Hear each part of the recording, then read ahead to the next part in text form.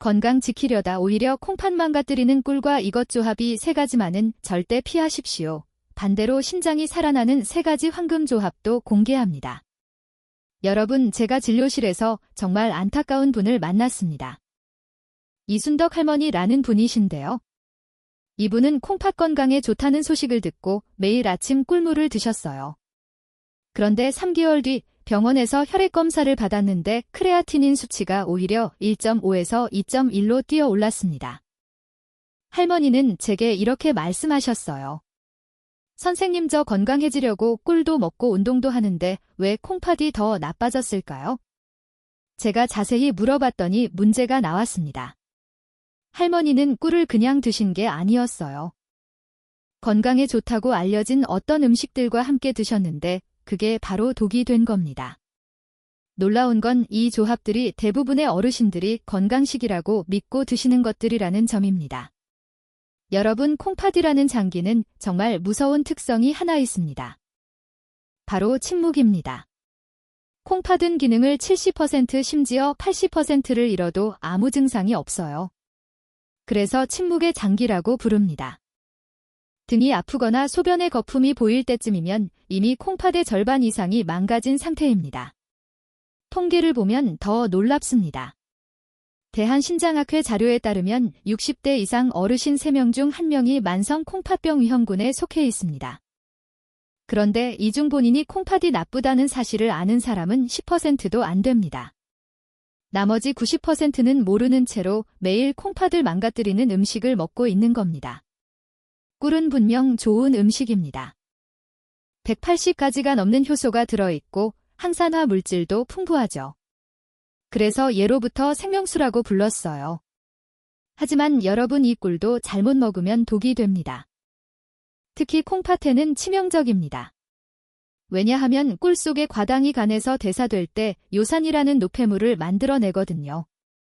이 요산이 혈관에 염증을 일으키고 콩팥의 필터망인 사구체를 막아버립니다. 더 큰 문제는 특정 음식들과 만났을 때입니다. 여러분이 건강에 좋다고 믿고 드시는 그 음식, 심지어 TV 건강 프로그램에서도 추천하는 그 조합들이 사실은 콩팥에 돌을 만들고 혈액 속 독소를 폭발시키고 심장을 멈추게 할 수도 있습니다. 오늘 이 영상에서는 절대 함께 먹으면 안 되는 꿀의 위험한 조합 3가지를 먼저 공개하겠습니다. 한 가지 힌트를 드리자면 그중 하나는 거의 모든 가정에서 겨울철 간식으로 드시는 음식입니다. 또 하나는 많은 분들이 숙취 해소용으로 드시는 것이고요. 마지막 하나는 건강식으로 알려져서 매일 아침 드시는 분들이 많은 조합입니다. 그 다음에는 반대로 콩팥을 살리는 황금 조합들을 알려드리겠습니다. 놀랍게도 이 식재료들은 여러분 집 부엌 어딘가에 이미 있을 가능성이 높습니다. 그런데 대부분의 분들이 꿀과 함께 먹으면 이렇게 강력한 효과가 있는지 모르고 계시죠? 오늘 영상 끝까지 보시면 이순덕 할머니처럼 건강해지려다 오히려 병을 키우는 일은 절대 없으실 겁니다. 지금 바로 좋아요 버튼 한번 눌러주시고요. 댓글에 콩팥이라고 2글자만 남겨주세요. 여러분의 클릭 한 번이 더 많은 어르신들에게 이 정보를 전하는 힘이 됩니다. 자, 이제부터 제가 이순덕 할머니에게 알려드린 내용을 여러분께도 똑같이 전해드리겠습니다. 첫 번째 위험한 조합부터 바로 말씀드리죠. 꿀과 견과류 절임 절대 함께 드시면 안 됩니다. 호두나 아몬드 잣 같은 견과류를 꿀에 재워서 드시는 분들 정말 많으시죠? 건강식품 매장에서도 꿀에 절인 견과류를 건강식으로 판매합니다. 그런데 이게 콩팥에는 돌을 만드는 최악의 조합입니다. 왜 그런지 설명드리겠습니다. 견과류에는 옥살산이라는 성분이 들어있어요. 이 옥살산은 우리 몸속에서 칼슘과 만나면 수산칼슘 결정을 만듭니다. 이게 바로 콩팥 결석이에요. 그런데 여기에 꿀의 당분까지 더해지면 문제가 심각해집니다. 꿀 속의 과당이 칼슘의 흡수를 방해하고 배출을 촉진하거든요. 그러면 배출된 칼슘이 혈액 속을 떠돌다가 옥살산과 만나서 결석을 만드는 겁니다. 이 결석이 콩팥의 사구체, 그러니까 혈액을 거르는 필터망을 물리적으로 손상시킵니다. 마치 정수기 필터에 돌멩이를 쑤셔 넣는 것과 똑같아요. 한번 찢어진 필터는 다시 복구되지 않습니다. 이순덕 할머니도 매일 아침 호두와 아몬드를 꿀에 재워서 드셨어요. 건강해지려고 한 거였죠. 제가 이 사실을 알려드렸더니 할머니가 이렇게 말씀하셨습니다. 아, 그래서 요즘 옆구리가 콕콕 쑤셨구나. 그게 결석 때문이었어요. 두 번째 꿀과 술 그리고 해장 꿀물도 절대 안 됩니다. 술 드신 다음 날 아침에 꿀물 타서 마시는 분들 많으시죠. 숙취 해소에 좋다고 알려져 있으니까요. TV에서도 연예인들이 해장엔 꿀물이라고 이야기합니다. 그런데 이게 콩팥에는 독약입니다. 왜 그런지 말씀드릴게요. 술을 마시면 우리 간에서 알코올을 분해해야 합니다. 이 과정에서 아세트알데히드라는 독성 물질이 나와요. 동시에 꿀 속의 과당도 간에서 분해되는데 이때 요산이 만들어집니다. 문제는 이 둘이 만나면 요산 수치가 폭발적으로 상승한다는 겁니다. 요산 수치가 올라가면 어떻게 될까요? 첫째, 급성 통풍이 옵니다. 발가락이나 발목 관절에 극심한 통증이 생기죠. 둘째, 이 요산이 콩팥으로 가서 신장 기능을 급격히 떨어뜨립니다. 심한 경우 급성 심부전까지 올 수 있어요. 제가 할머니께 여쭤봤더니 명절 때 가족들과 막걸리 한잔 하신 다음 날 아침 꼭 꿀물을 드셨다고 하시더라고요. 몸에 좋은 걸로만 골라서 드신 건데 그게 독이 된 겁니다. 세 번째, 꿀과 고구마나 단호박, 이것도 절대 함께 드시면 안 됩니다. 군고구마나 찐고구마, 찐 단호박에 꿀 발라서 드시는 분들 정말 많으시죠. 달콤하고 맛있으니까요. 겨울철 대표 간식 아닙니까? 그런데 이게 심장을 멈추게 할 수도 있는 위험한 조합입니다. 원리를 설명드리겠습니다. 고구마와 단호박은 칼륨 함량이 엄청나게 높은 식품이에요. 고구마 100g에는 칼륨이 약 480mg, 단호박에는 약 400mg이 들어있습니다. 정상적인 콩팥이라면 이 칼륨을 소변으로 잘 배출하겠죠. 그런데 콩팥 기능이 떨어진 상태에서 여기에 꿀까지 듬뿍 바르면 어떻게 될까요? 꿀 속의 당분이 칼륨의 세포 내 이동을 방해합니다. 그러면 혈액 속에 칼륨이 계속 쌓이는 거예요. 이걸 고칼륨 혈증이라고 하는데 칼륨 수치가 6.0 이상 올라가면 심장 박동이 불규칙해집니다. 7.0이 넘으면 심장이 멈출 수도 있어요. 이순덕 할머니도 저녁마다 군고구마에 꿀을 발라서 드셨대요. 건강 간식이라고 생각하신 거죠? 제가 이 이야기를 해드렸더니 할머니가 깜짝 놀라시면서 말씀하셨습니다. 아, 그래서 요즘 가슴이 두근거리고 숨이 가빴구나. 여러분, 이 세 가지 조합 꼭 기억하셔야 합니다. 견과류 절임, 술 다음날 꿀물, 고구마나 단호박에 꿀 바르기. 이것들은 건강식이 아니라 콩팥과 심장을 공격하는 독약입니다. 오늘 이 영상이 도움이 되셨다면 지금 바로 주변 분들에게 공유해주세요. 카톡으로 보내주시거나 가족 단톡방에 올려주세요. 한 분이라도 더 이 정보를 알게 되면 그분의 콩팥을 지킬 수 있습니다. 여러분의 공유 한 번이 누군가의 생명을 살릴 수 있습니다. 이순덕 할머니에게 위험한 조합들을 알려드린 다음 제가 이렇게 말씀드렸습니다. 할머니, 이제부터는 꿀을 이렇게 드셔보세요. 그랬더니 3개월 뒤 할머니가 다시 오셨는데 크레아티닌 수치가 2.1에서 1.7로 떨어졌어요. 할머니가 제 손을 꼭 잡으시면서 고맙다고 하시더라고요. 제가 할머니께 알려드린 첫 번째 황금조합부터 바로 말씀드리겠습니다. 꿀과 실론 계피를 함께 드세요. 만드는 방법은 아주 간단합니다. 미지근한 물 200ml에 꿀 1스푼 그리고 실론, 계피 가루 반 스푼을 넣어서 잘 저어주세요. 이걸 아침 공복에 드시면 됩니다.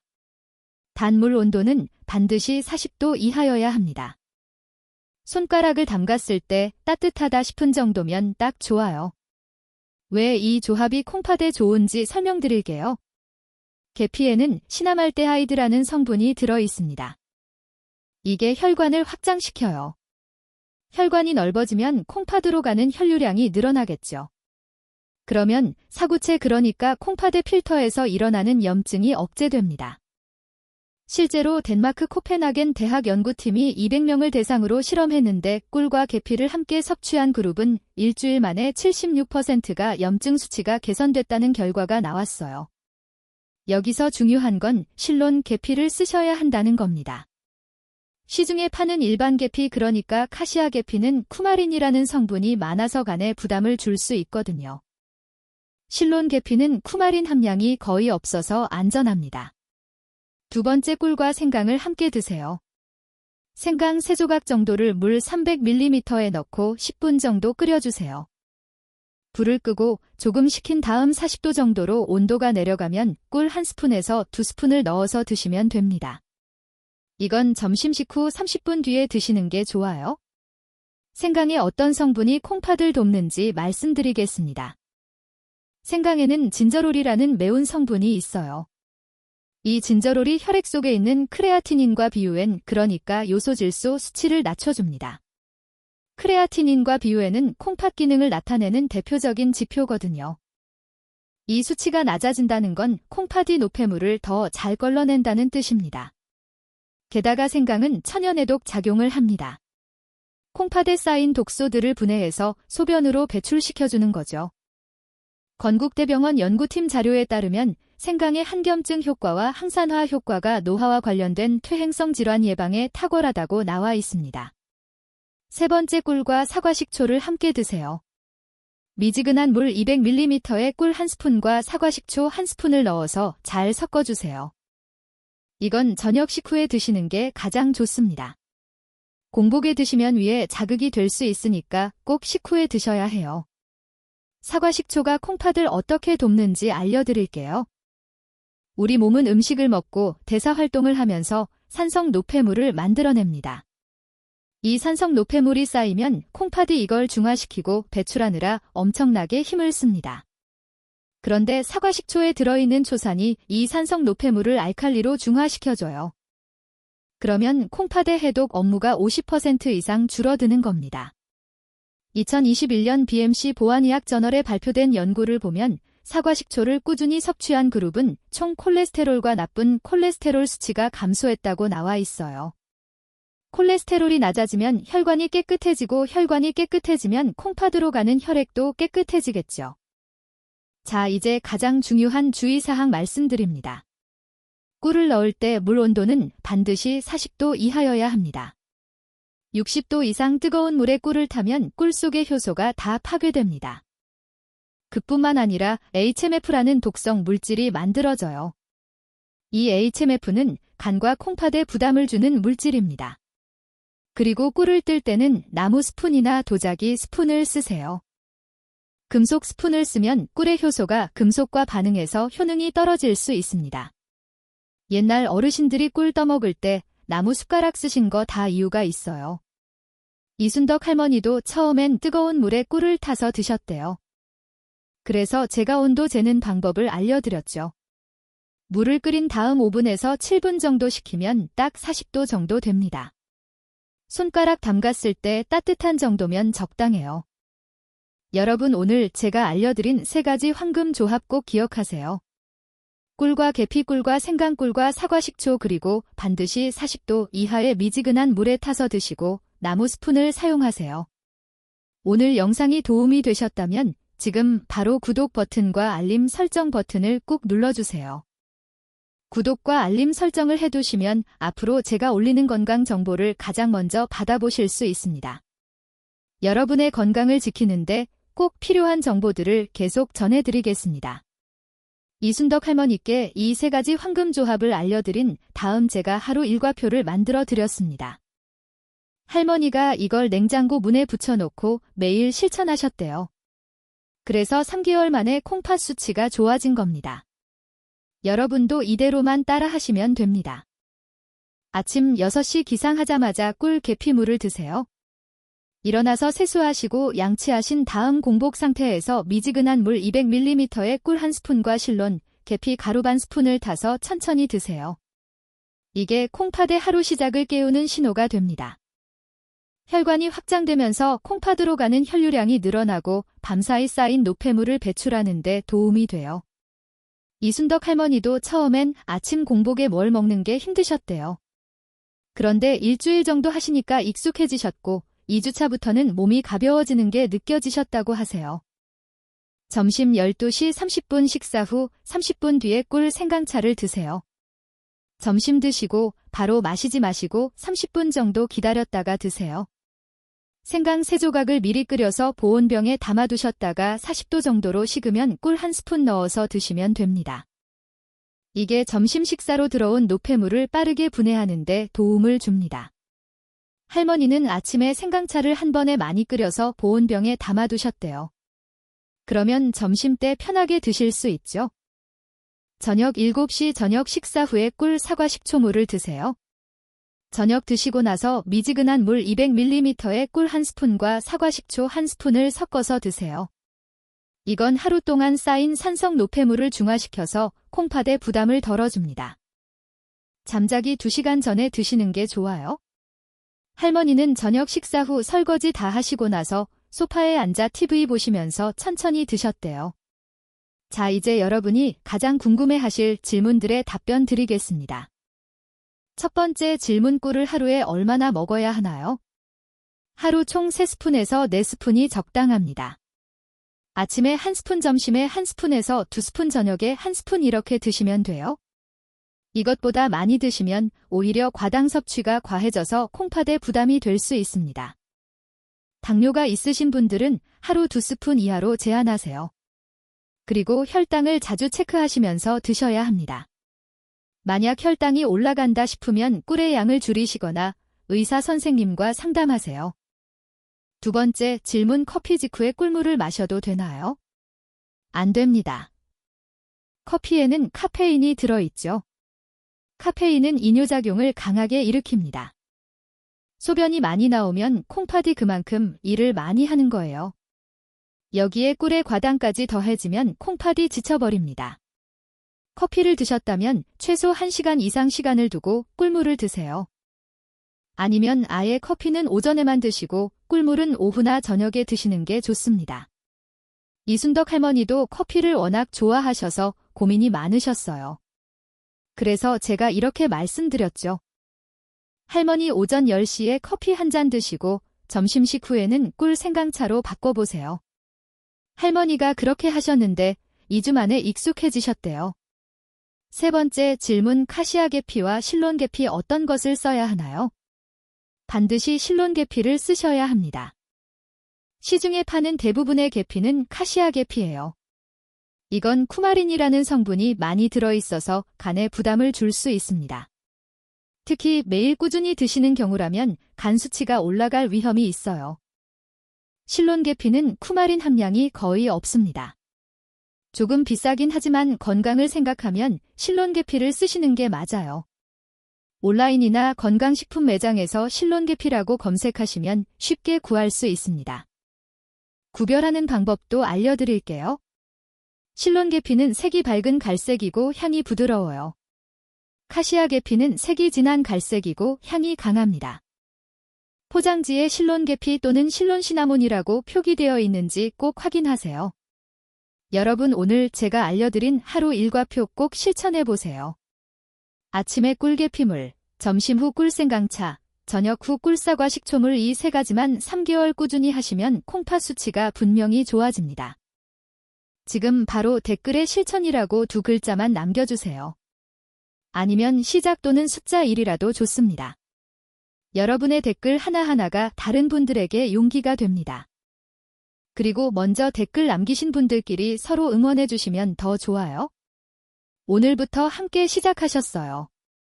힘내세요. 이런 따뜻한 말 한마디가 누군가에게는 큰 힘이 됩니다. 6개월이 지난 어느 날 이순덕 할머니가 진료실에 오셨어요. 할머니 얼굴을 보는 순간 제가 깜짝 놀랐습니다. 얼굴에 생기가 돌고 걸음걸이도 가벼워 보이셨거든요. 혈액검사 결과를 보니 크레아틴인 수치가 1.3까지 떨어져 있었습니다. 정상 범위에 거의 가까워진 거예요. 할머니가 제 손을 꼭 잡으시면서 이렇게 말씀하셨습니다. 선생님, 제가 이제 아침에 일어나면 몸이 가벼워지고 소변도 시원하게 잘 나와요. 밤에도 화장실 가는 횟수가 줄었어요. 그리고 무엇보다 옆구리 통증이 완전히 사라졌어요. 저는 할머니께 이렇게 말씀드렸습니다. 할머니 대단하세요. 제가 알려드린 대로 6개월 동안 꾸준히 실천하신 거잖아요. 이게 바로 콩팥을 살리는 힘입니다. 여러분, 오늘 배운 내용을 3가지로 정리해드리겠습니다. 첫째, 꿀은 반드시 40도 이하의 미지근한 물에 계피, 생강, 사과, 식초와 함께 드세요. 뜨거운 물에 타면 효소가 다 죽고 독성 물질만 생깁니다. 그리고 꿀만 단독으로 드시지 마시고 계피나 생강, 사과, 식초 중 하나는 꼭 같이 드세요. 이 조합들이 콩팥의 염증을 잡고 노폐물을 배출하고 혈관을 깨끗하게 만들어줍니다. 둘째, 절대 금지 조합 3가지를 명심하세요.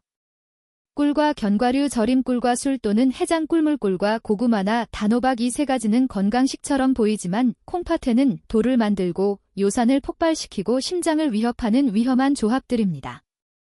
오늘부터 당장 끊으세요. 셋째, 매일 꾸준히 하는 작은 실천 20년 건강을 결정합니다. 이순덕 할머니도 하루아침에 좋아지신 게 아닙니다. 매일 아침 꿀계피물, 점심 후 꿀생강차, 저녁 후 꿀사과 식초물을 6개월 동안 한 번도 거르지 않고 드셨어요. 그 결과가 크레아티닌 수치 2.1에서 1.3으로의 감소입니다. 여러분도 할 수 있습니다. 어렵지 않아요. 물 끓이고 식히고 꿀 타고 계피나 생강이나 사과, 식초 넣고 마시면 끝입니다. 하루에 딱 5분이면 됩니다. 콩팥은 한 번 망가지면 되돌릴 수 없습니다. 투석을 시작하면 일주일에 3번, 한 번에 4시간씩 병원에 가야 해요. 그렇게 평생을 살아야 합니다. 그런데 지금 이 순간부터 제대로 관리하시면 그런 일은 절대 오지 않습니다. 오늘 이 영상을 끝까지 보신 여러분은 이미 건강을 지킬 지식을 갖추셨습니다. 이제 실천만 남았어요. 내일 아침부터 시작하세요. 아니, 오늘 저녁부터 시작하셔도 좋습니다. 여러분의 콩팥 건강을 진심으로 응원합니다. 3개월 후, 6개월 후 건강검진 받으실 때 수치가 좋아진 걸 보시면 오늘 이 영상이 떠오르실 겁니다. 그때 댓글로 꼭 알려주세요. 저도 너무너무 궁금하고 기다려지거든요. 건강하세요. 오래오래 건강하게 사시길 바랍니다.